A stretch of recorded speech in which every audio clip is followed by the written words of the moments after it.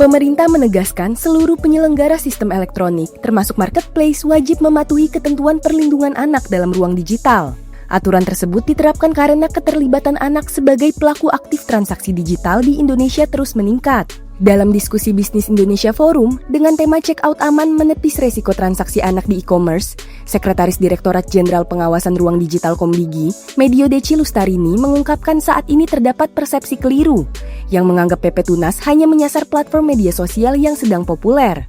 Padahal, objek pengaturan regulasi ini mencakup semua sistem elektronik yang mungkin diakses oleh pengguna di bawah usia 18 tahun. Temuan Kementerian Komunikasi dan Digital menunjukkan banyak anak melakukan transaksi daring tanpa pengawasan, termasuk belanja sistem COD. Integrasi kartu kredit orang tua dan fitur pay later juga kerap disalahgunakan anak yang belum memahami konsep uang digital. PP Tunas mewajibkan platform menyediakan verifikasi usia andal, serta persetujuan orang tua, termasuk melarang iklan personalisasi untuk anak. Belanjanya udah bukan lagi di kantin, bahkan kantin tuh sekarang semua pakai kris loh. Kantin SMA itu pakai kris loh Mas Leo. Jadi artinya anak-anak itu pelaku transaksi digital. Mereka belanja pakai digital, top up dompet digital, melakukan in-app purchase. Sehingga kalau nggak ada perlindungan, yang sebenarnya udah ada ya tadi ya, di dalam PMSE udah ada. Kemudian diperkuat lagi dengan adanya PP Tunas. Di sektor e-commerce, resiko data pribadi sangat rentan terjadi pada rantai logistik, di mana kurir dapat mengakses nama, alamat, dan nomor telepon anak. Platform e-commerce juga diwajibkan melakukan penilaian mandiri untuk menentukan profil resiko layanan mereka. Jika platform memiliki profil resiko tinggi, maka batasan usia minimum pengguna ditetapkan sekurang-kurangnya 16 tahun dengan pengawasan ketat.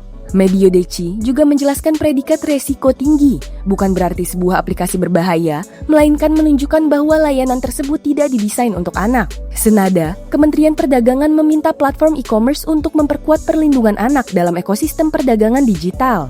Hal ini dilakukan seiring dengan meningkatnya aktivitas transaksi daring oleh anak-anak tanpa pengawasan orang tua. Kemendak juga menyoroti maraknya produk yang tidak sesuai dengan usia anak, yang masih dapat diakses secara bebas di platform digital. Terkait dengan isu ini lebih kompleks ya. Kenapa kami katakan lebih kompleks? Karena transaksi lintas negara ini memperluas pilihan konsumen, tetapi pengawasannya ini lebih kompleks. Karena apa? Pelaku usahanya di luar negeri, ini terkait dengan yurisdiksi, terkait dengan penjual, platform, barang, dan konsumennya mungkin dapat berada di negara berbeda. Kemudian platformnya terkait dengan kepatuhan barang-barang impornya ini juga harus dipastikan ketentuan impor, standar, label, dan keamanan produk yang terpenuhi. Di sisi lain, pelaku usaha dagang elektronik mengaku belum siap secara sistem untuk verifikasi usia anak di platform.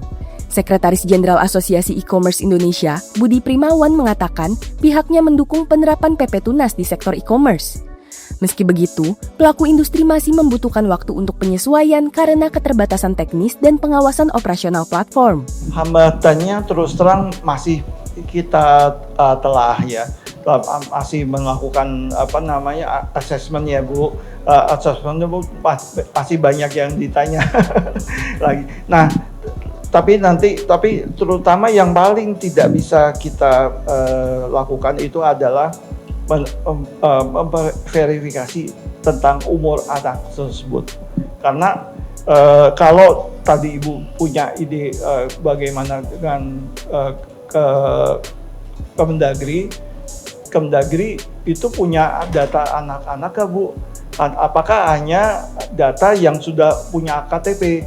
Karena kalau dia hanya data yang punya KTP berarti 17 tahun ke atas.